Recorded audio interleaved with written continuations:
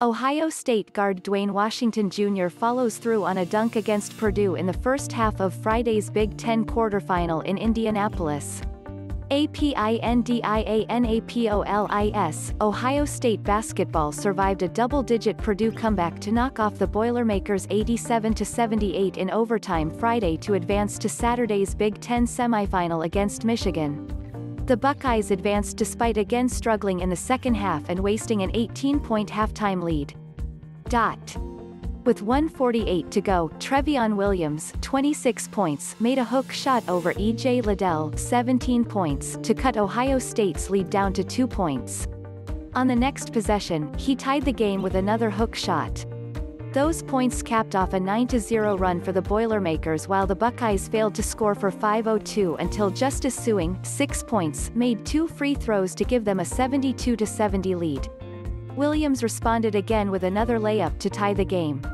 With 10 seconds to set up a game winner, C.J. Walker dribbled into traffic and lost the ball as time ran out.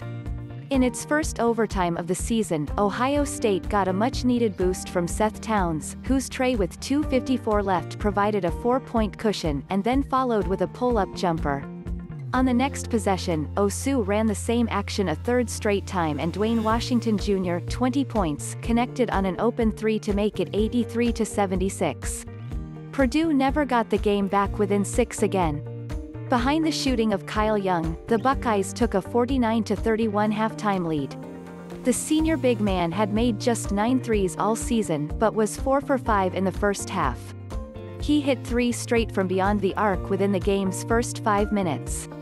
Then he put the perfect punctuation on what was a flawless first 20 minutes, with his 4th three ending the half with 18 points. He played just 4 minutes in the second half before taking an elbow to the head from Williams. He had a similar collision at the end of the Michigan game on February 21 and entered concussion protocol and missed OSU's next game against Michigan State. The Buckeyes did everything right in the first half, shooting 56% from the field, while the Boilermakers struggled to do much of anything. They shot just 39%, while big man Zach Edey, 11 points, was the only player to have an efficient half.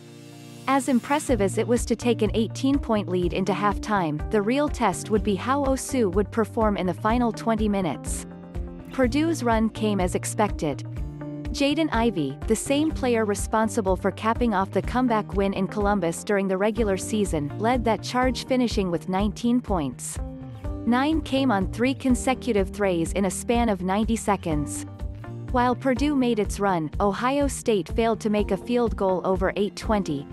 The Buckeyes have spent the past 3 weeks showing a lack of poise in the closing minutes, and it has followed them in the first 2 games in Indianapolis. What's next? Ohio State's reward for finally getting a win over Purdue is a second shot at Michigan.